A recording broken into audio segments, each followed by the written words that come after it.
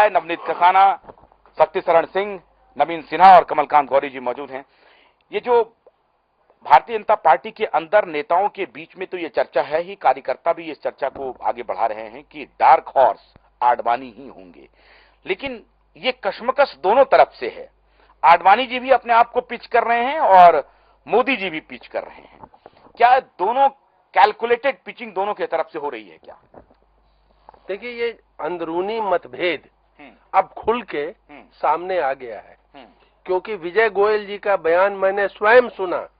उन्होंने ये नहीं कहा कि उनके मार्गदर्शन में चुनाव लड़ा जाएगा, उन्होंने कहा 2014 की सरकार। तो शब्द ज्ञान नहीं है, भाषा ज्ञान नहीं? नहीं, ऐसा ये राजनीतिज्ञ इस तरह की गलतियां नॉर्मली नहीं करते हैं, तैयारी करते हैं गलती करने की गलती करते हैं या करवाई जाती है।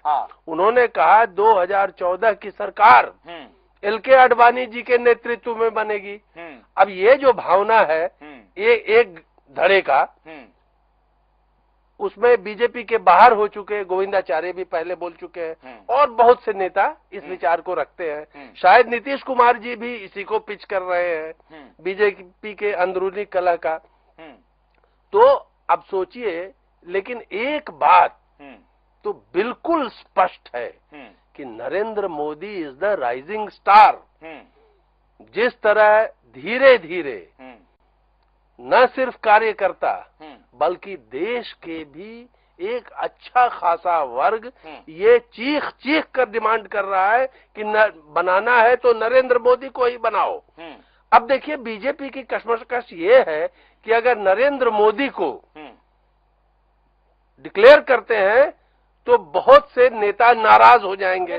और सुनिए, अगर उनको बनाते हैं तो जनता खुश हो जाएगी, नेता की नाराजगी की परवाह नहीं करनी चाहिए। ऐसे में मैं समझता हूं जो भी भारतीय जनता पार्टी में हो रहा है ये उनके लिए बहुत दुर्भाग्यपूर्ण है, खासकर ऐसे वक्त जब कांग्रेस का ग्राफ एक तरफ गिरता जा रहा है, लगातार गिर रहा है, और यहाँ आपस में कुर्सी की लड़ाई अगर होने लगे तो मैं समझता हूँ भारतीय जनता पार्टी की छवि पूरे देश में धूमिल होगी। लेकिन आज आडवाणी जी संपूर्ण स्टेट्समैन की तरह बोल रहे थे। अंबिका जी, आज उन्होंने जबरदस्त तारीफ की आरएसएस की और कहा कि ये मामूली बात नहीं है।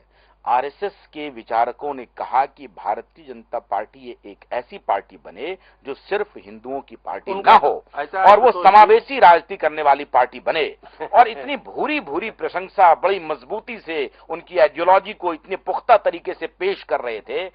ये नहीं लगता है कि वो अब एकदम आखिरी पारी में अब स्लॉग ओवर में बैटिंग कर रहे हैं? आडवाणी जी को बहुत अच्छी तरह मालूम है कि अगर आरएसएस नहीं चाहेगा तो वो कभी प्रधानमंत्री के कैंडिडेट या बीजेपी के भी मार्गदर्शक नहीं बन सकते हैं। उनका भाषण आज मैंने सुना जो यहाँ अशोका रोड पे वो दे रहे थे, उसमें महत्वपूर्ण बात थी कि उन्होंने पूरा बैकग्राउंड जनसंघ के वक्त से ट्रेस किया, बताया, देश की कार्यकर्ताओं को बताया कि भारतीय जनता पार्टी का जो आप स्थापना दिवस मना रहे हैं इसकी असल उत्पत्ति 1951 में श्यामा प्रसाद मुखर्जी के जमाने में हुई और तब से वो त्याग किया, सत्यात्याग करने के बाद किया जी।